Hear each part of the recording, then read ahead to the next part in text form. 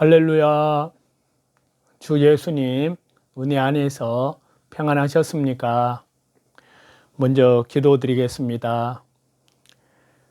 우리를 사랑하시는 자비로우신 하나님 아버지 감사합니다. 주 예수님의 십자가의 피로 우리의 죄를 영원히 씻어 주시고 또한 말씀과 성령으로 거듭나게 하셔서 하나님의 영광스러운 자녀로 삼아주신 주님, 참으로 감사와 찬송과 영광을 돌립니다. 이 시간 욥기 11장에서부터 14장까지의 말씀을 통해서 오직 우리 주 예수 그리스도 주님을 더욱 깊이 알게 하시고 또한 성령님께서 우리의 마음의 눈을 밝혀주셔서 하나님의 말씀이 우리 안에 더욱 하나님의 크고 비밀하신 그리스도를 더욱 깊게 또 더 높이 알게 도와주시옵소서. 우리의 모든 삶이 우리 주 예수 그리스도를 증거하는 삶으로 나타나게 하옵소서. 성령님의 열매가 맺혀지게 역사해 주옵소서.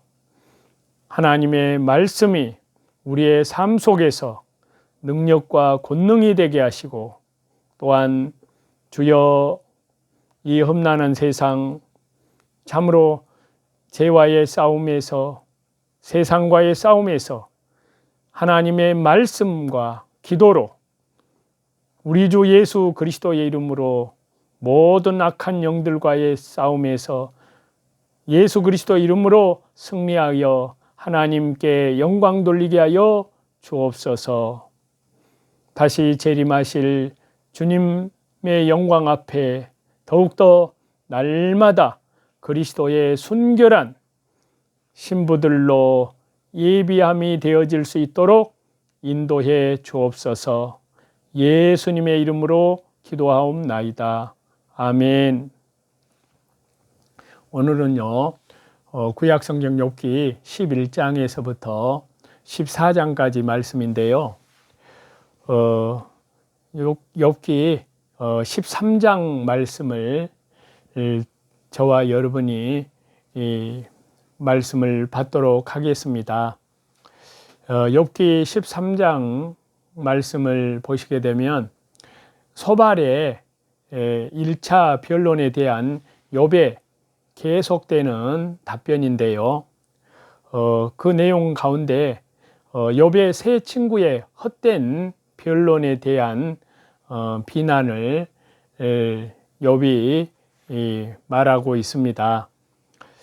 자, 하나님의 크고 위대하신 주권적인 섭리에 비해서 지극히 제한적일 수밖에 없는 세 친구의 지식적인 한계를 지적했던 욥기 12장 말씀에 이어서 욥기 13장에서는 욥은 보다 직접적이고 신랄하게 그러한 세 친구의 독단적이고 헛된 변론을 비난하면서 잠잠할 것을 요구합니다.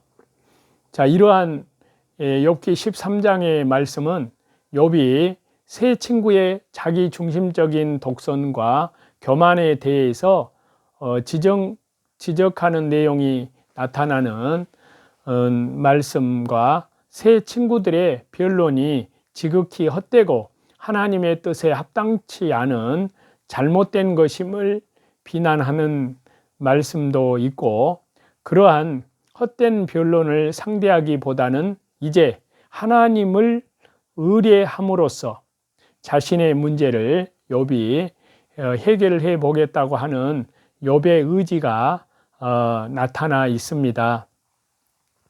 특히 여기에서 욥과 세 친구의 갈등은 심각한 대립의 양상으로 나타나는데요. 이는 결국 욥의 고난에 대한 해석의 차이에서 비롯된 것입니다. 즉, 세 친구는 전통적으로 내려오는 현세적인 인과응보를 입각해서 욥의 고난을 도식적이고 자기중심적으로 해석하고 있는데요. 그러나 욥은 보다 깊은 하나님의 섭리가 있음을 어렴풋이나마 깨닫고 하나님께 의뢰하는 입장을 취하고 있습니다. 여기에 이제 욥은 자신의 고난에 대한 세 친구의 변론이 심히 헛되고 무익한 것일 뿐만이 아니라 하나님의 이름을 내세워 진실을 호도하고 그의 깊으신 섭리를 애곡시키는 불의와 계율의 말이라고까지 비난을 하고 있습니다.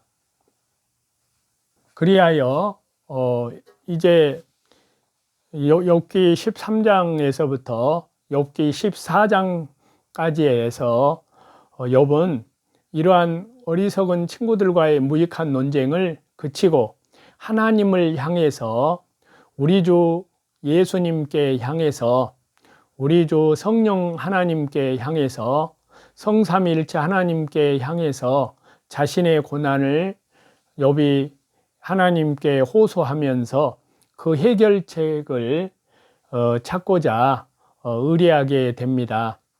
한편으로 세 친구의 헛된 변론에 대한 욥의 비난을 통해 저와 여러분, 우리는 인간의 제한적인 경험으로 하나님의 무한하신 지혜를 제한하려는 인간적인 교만은 결국 하나님의 절대 주권자임을 부인하는 불신앙의 발로임을 깨달을 수가 있습니다. 따라서 성도는 비록 자신의 이성으로는 해답을 찾을 수 없는 문제를 함부로 판단하고 단정하기보다는 이에 대한 이해와 해결을 하나님께 온전히 의뢰하는 절대 신앙을, 절대 믿음을, 절대의 말씀과 기도의 신앙을 소유해야 한다는 것을 깊이 깨닫습니다. 그 다음에 욥기 13장 20절에서부터 28절 말씀인데요. 여기에서는 소발의 1차 변론에 대한 욥의 답변에 계속되는 말씀인데요. 여기 내용에서는 욥이 영육간의 자신의 고통에 대한 하나님께 대한 간절한 부르짖는 호소의 기도입니다. 그러니까 욥기 12장 이후부터 계속해서 편협하고 잘못된 논리로 욥 자신을 정죄하는 친구들에 대해서 신랄하게 비난했던 욥은 이제 욥기 13장 여기에서부터는 대화의 대상을 하나님으로 바꾸어서 하나님을 향해 자신의 고통을 호소하며 간절히 부르짖어 간구하고 있습니다. 즉 편협한 현세적인 인과응보론적인 사고에 그 생각에 얽매여서 욥이 당한 고난을 지극히 인본주의적으로 해석함으로써 자신을 정죄하기에 급급한 친구들의 변론에 실망을 한 욥은 이제 전능하시며 공의로우신 하나님을 향해서 자신의 비참한 처지를 호소하고 자신의 의로움을 그리스도 은혜 안에서 변호함으로써 그 고난의 부당함을 증거하고 있는 것입니다. 그런데 앞서 엘리바스와 빌닷에 대한 욥의 답변 후반부에 나오는 호소들은 하나님을 향한 원망과 항의의 성격이 강한 데 비해서 소발에 대한 욥의 답변 후반부에 등장하는 욥의 호소인 이 욥기 13장 이 본문의 말씀은요, 간절한 예언의 성격이 보다 강하다는 것입니다. 특히 친구들에게는 자신의 의를 완고하게 주장하던 욥이 여기 하나님의 위엄 앞에서는 두려움으로 자신의 무죄함과 부당한 고통을 호소하는 다소 겸손한 모습을 보이기도 합니다. 그렇지만 이러한 욥의 호소와 간구 역시 자신의 의로움을 역설적으로 증거하면서 자신의 고난이 심히 부당한 것임을 피력하려는 의도를 강하게 나타내고요. 침묵으로 일관하시는 하나님의 태도에 대한 답답함과 불만과 실망감 또한 뚜렷이 부각시키고 있습니다. 더욱이 지극히 연약한 존재인 욥 자신으로서는 현재 지금 당하는 고통이 심히 감당하기 어려운 것임을 하나님께 호소함으로써 의로운 자가 고난을 당하는 상황 가운데에서도 침묵하시는 하나님께 대해서 암묵적인 불평을 표시하기도 합니다. 물론 이는 일면 하나님의 공의로우신 주권과 구원의 능력을 간절히 기도하는 구하는 욥의 믿음의 열정에서 나온 것이라고도 볼 수 있습니다. 그러나 우리는 여기에서 욥의 분명한 신앙적인 한계를 발견하게 되는데요. 우선은 욥 그가 하나님의 절대적인 주권적인 섭리와 능력의 위대함을 고백을 하면서도 자신의 고난 속에 담긴 하나님의 주권적인 섭리에 대해서는 올바른 이해와 온전한 순종의 자세를 결여하고 있다는 사실입니다. 그리고 여기에서 우리는 욥 또한 새 친구들과 같이 전통적인 인과응보론적 생각의 틀에서 완전히 벗어나지는 못하고 있다는 사실을 발견하게 되는데요. 그것은 욥이 자신의 의를 주장하면서 무제한 자신이 당하는 고난을 부당하게 여기고 하나님께 불평과 호소를 간절히 바라고 있다는 점에서 그렇습니다. 우리는 이러한 욥의 모습을 통해서 하나님의 섭리를 완전히 인정하고 하나님께 모든 것을 맡기지 않고 불완전한 인간적인 판단이 개입될 때에는 바람직한 신앙의 성숙을 그리스도의 신앙의 성숙을 이룰 수 없음을 깨닫게 됩니다. 따라서 우리에게는 인간 현존의 모든 문제에 있어서 자기 중심적인 이해와 판단을 자제하고 절제를 하고 하나님만을, 우리 주 예수 그리스도만을, 우리 주 성령 하나님만을, 우리 성삼위일체 하나님만을 우선적으로 바라보는 바로 하나님 제일주의 신앙의 믿음의 자세가 절대적으로 필요하다는 사실입니다.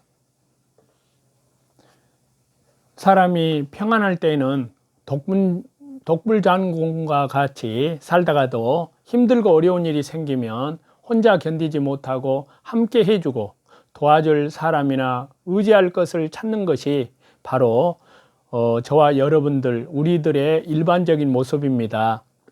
평안함과 풍요는 다른 이들과 함께 나누고 고통은 혼자 짊어지려는 사람이 그리 많지 않은 것입니다. 그렇다고 하여 고난의 때에 주위의 도움을 요청하고 의지할 대상을 찾는 것이 잘못된 일이라는 말은 아닙니다. 단지 고난에 대처하는 자세가 심히 유약하고 기회주의적이며 의타적이기만 한 것은 문제가 있고요. 어느 정도는 혼자 감당해야 할 고통이 있다는 사실도 알아야 한다는 것입니다. 이 욥기 13장의 말씀을 통해서 욥을 보시게 되면요, 극도의 고난 가운데에서 무슨 일이 임하든지 욥기 13장 13절에 보면 내가 당하리라 라고 담대히 말하고 있습니다. 우리는 여기에서 그 말에 담긴 의미를 올바로 알아야 될 줄로 믿습니다. 내가 당하리라는 그 말 속에는 고난에 대처하는 올바른 믿음과 올바른 정신이 담겨 있기 때문입니다. 그렇다면 과연 내가 당하리라는 욥의 말은 고난을 어떻게 감당하겠다는 말인지, 첫 번째는 세상과 사람을 의지하지 않겠다는 것입니다. 그리고 두 번째는요, 인내로서 감당하겠다는 것이고요. 세 번째는 하나님과 사이에서 해결하겠다는 것입니다. 먼저 내가 당하리라 라고 욥이 고백한 이 말씀의 첫 번째 취지는 세상과 사람을 의지하지 않겠다는 것인데요. 우리가 고난 중에 더욱 힘들고 견디기 어렵게 되는 요인 중에 하나는 우리가 의지하고 믿었던 세상 것들과 사람들에게서 기대했던 도움을 받지 못하고 실망과 좌절에 빠지는 것이라고 할 수 있습니다. 그동안 믿고 의지했던 세상의 지식과 물질, 힘있고 지위가 높은 사람 등이 우리가 겪는 고난을 완전히 해결해 줄 수 없기 때문에 그것에서 어떤 도움과 해결을 기대하고 의지하던 것만큼 깊은 실망감에 빠지지 않을 수 없는 것입니다.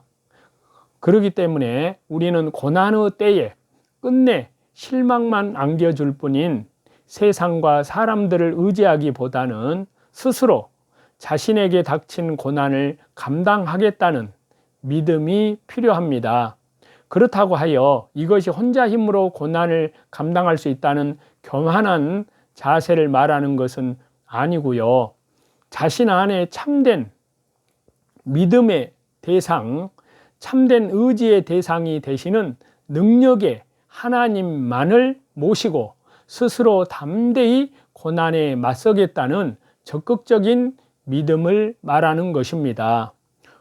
오늘 여기 욥기 말씀에서 고난 중에 있는 욥이 말하고 있는 내가 당하리라 라는 이 말씀도 바로 이렇듯이 헛된 세상과 사람의 도움을 의지하기보다 스스로 그 고난에 대처하겠다는 적극적인 믿음을 의미합니다. 또 내가 당하리라 하는 두 번째는 인내로서 감당하겠다는 것인데요. 아마 고난을 좋아하고 반기는 사람은 한 분도 없을 것입니다. 누구든지 고난과 역경이 없이 살아가기를 바라고 고난에 임해서는 어떻게 해서든지 그 고난을 피하고 벗어나려고 애쓰는 것입니다. 그러나 그러한 우리의 일반적인 바람과 애씀에도 불구하고 누구에게나 살아가는 중에 고난은 어김없이 찾아오고 결코 우리의 힘으로 어찌할 수 없는 그 고난의 때는 우리를 실로 힘겹게 합니다. 그렇기 때문에 우리는 어떻게 해서든지 고난을 피해보려고 애쓰다가 더 큰 슬픔과 절망에 빠지는 것이 아니라 어차피 당해야 할 고난과 고통을 인내로서 온전히 감당하겠다는 믿음이 필요합니다. 그 고난이 내가 당해야 할 몫이라면 그 고난의 때가 닿을 때까지 끝내 인내로서 당하겠다는 믿음, 이것이 바로 여기 욥이 말한 내가 당하리라고 말하는 욥의 믿음입니다. 이것은 결국 모든 일을 의로운 섭리 가운데에서 주관하시는 하나님께 순종하는 믿음으로 고난을 인내하겠다는 믿음이라고 할 수 있습니다. 또 내가 당하리라고 욥이 말했던 세 번째 의미는요, 아까 말씀드린 대로 하나님과 사이에서 하나님과 1대1의 관계에서 해결을 하겠다는 것입니다. 그래서 욥의 말은 단지 혼자 고난에 맞서 그 고난이 끝날 때까지 참아내기만 하겠다는 수동적인 자세를 말하는 것이 아니고요.